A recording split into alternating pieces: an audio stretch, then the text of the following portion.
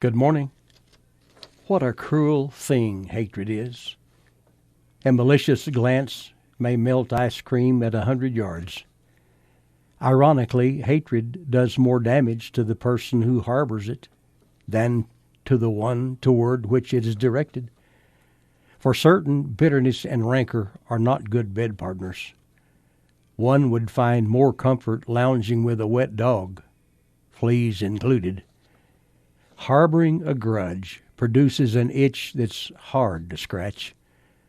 Booker T. Washington said, "I will not permit any man to degrade my soul by making me hate him." Animosity poisons all relationships and casts a cloud over even the most joyous occasion. Being malicious at mealtime ruins the roast, curdles the milk, and spoils the pudding.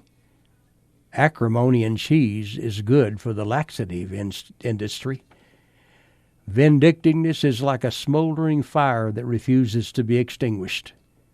Ingrown anger is a sinister imp that is as much at home at a carnival as it is in a cathedral.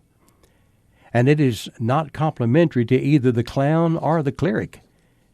And for toxicity, there is no venom so poisonous as religious spit. Perhaps Byron was right when he said that men love in haste, but they detest at leisure. It seems to be the national pastime in some places. And whether it's labeled ethnic cleansing or goes by some other name, it is morally wrong. Repugnance never needs reinventing. But God doesn't mince any words in giving his opinion of hatred. And it isn't complimentary, I can tell you that. He said, "He that hides hatred with lying lips, and he that utters slander is a fool." George Peppard said it well, life is too short to hate, and not long enough to learn. Ironically, men not only detest those who have wronged them, but also abhor those they have wronged.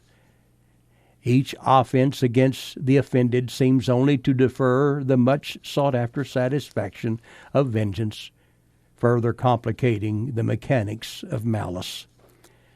I believe Dr. Martin Luther King, who knew a little something about bigotry, contrasted hate and love as well as anyone. Here's what he said: "Hatred paralyzes life. Love releases it. Hatred confuses life. Love harmonizes it. Hatred darkens life.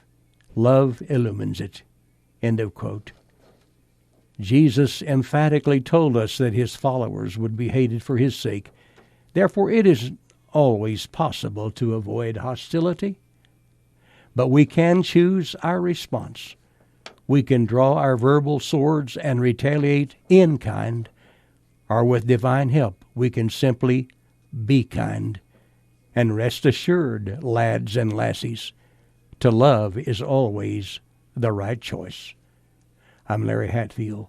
God bless.